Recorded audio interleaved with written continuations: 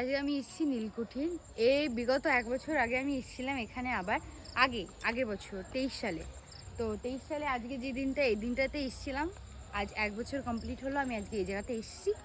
তো আজকে এসে না আমার একটু মন খারাপ হয়ে গেল, কারণ জায়গাটা এত সুন্দর ফেমাস জায়গা ছিল। তো দেখো একদম পুরো ভেঙে চুড়ে কি অবস্থা হয়েছে।